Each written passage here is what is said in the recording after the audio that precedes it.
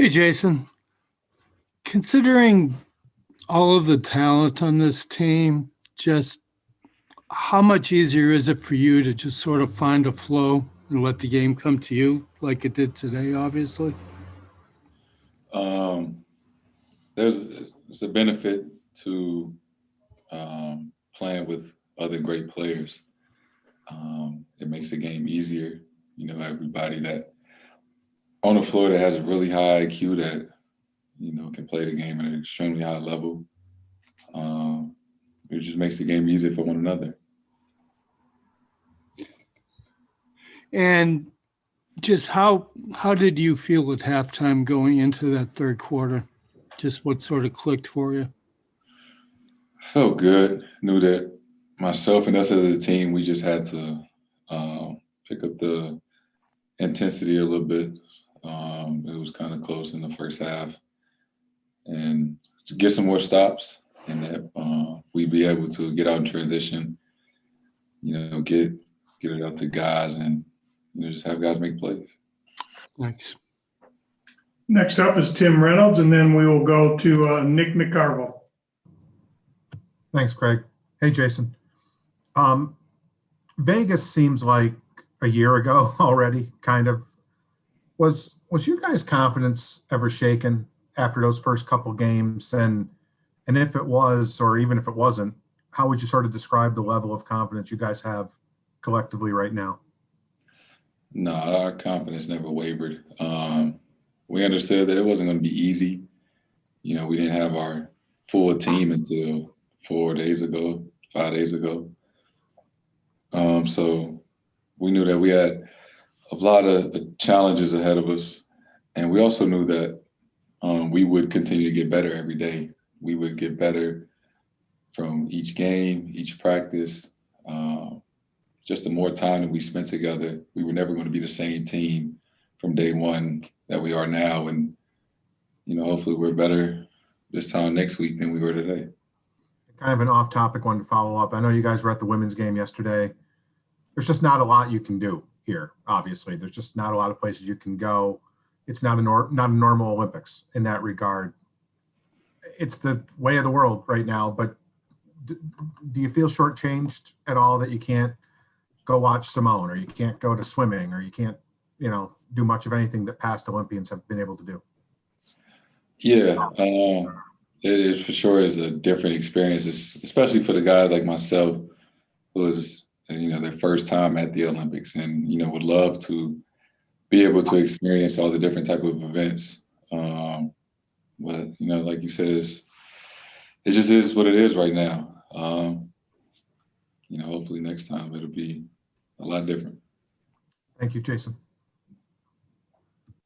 Next up is Nick McCarville, and then we'll go to John Corrales.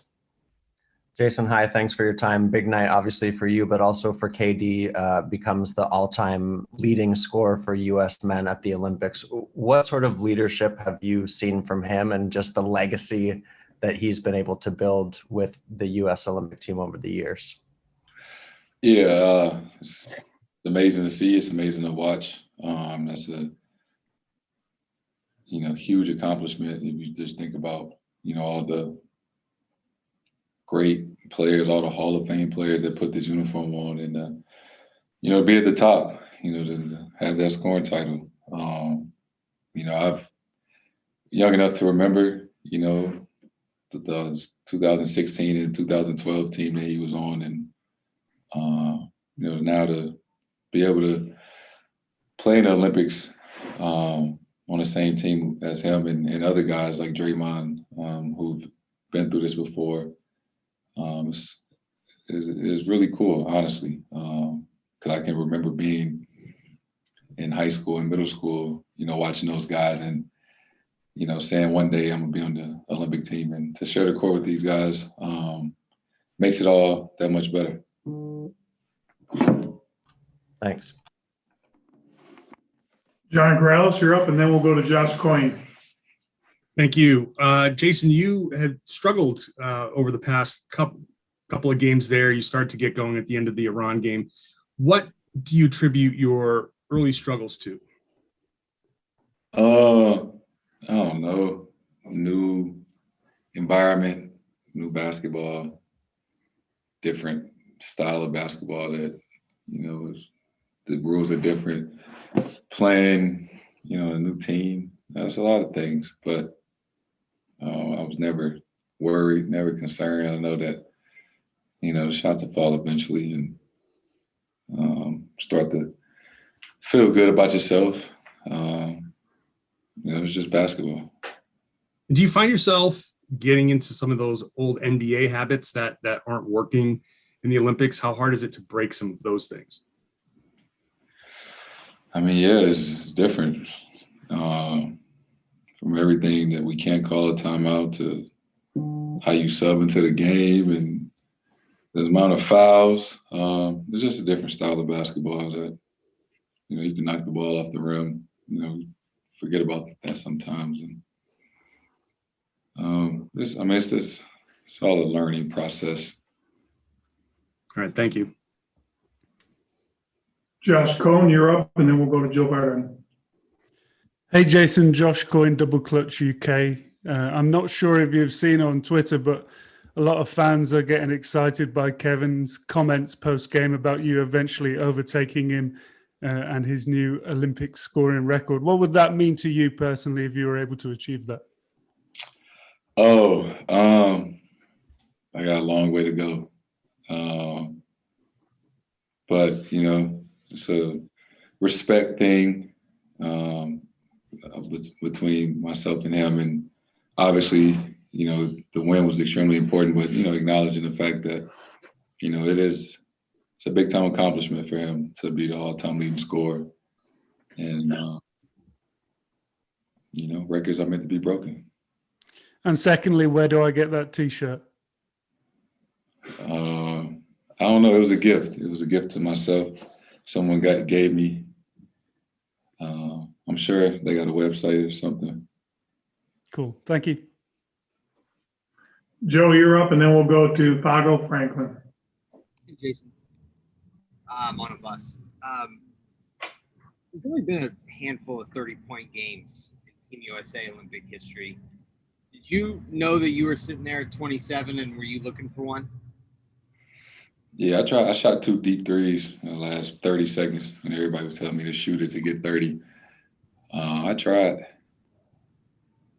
Hell, if you'd have made both of those, it'd have been the second highest game in Team USA history. I think the first is 37.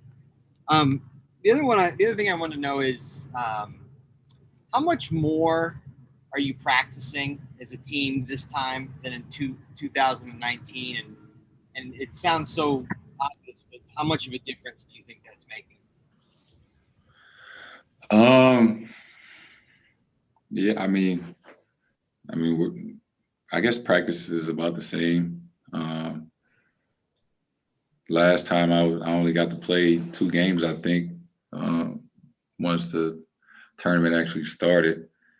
So I was on the sidelines watching practice most of the time, but practice is helpful, especially when the 3 guys, came over late, just trying to, be on the floor with each other as much as we can. It can only help us. Fago, you're up, and then we'll go to Alex Seca. Hey, Jason. It seemed like you settled in the second half. What sparked your offensive flow? Getting stops. The game just started to open up. The more stops we got, the more we got to run in transition and get easy looks. The easier the looks get, the more the game starts to open up for everybody. And, we find the right guy, make the right play, knock it down.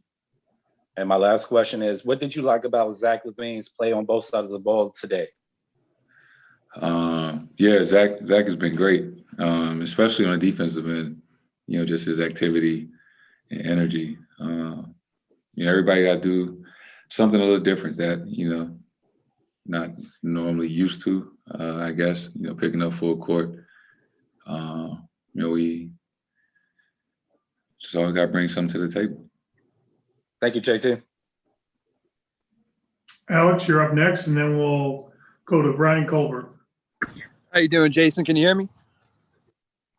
Mm-hmm. Listen, man, congratulations on your win today. In tonight's game, you scored more points than you did your last two games. Can you just talk about the difference in training and coaching that went to today's game that differed from the last two? Nothing was different. Just make some more shots. Starting just getting more comfortable each and every day, each and every game. The mindset is always the same. It's still adjusting.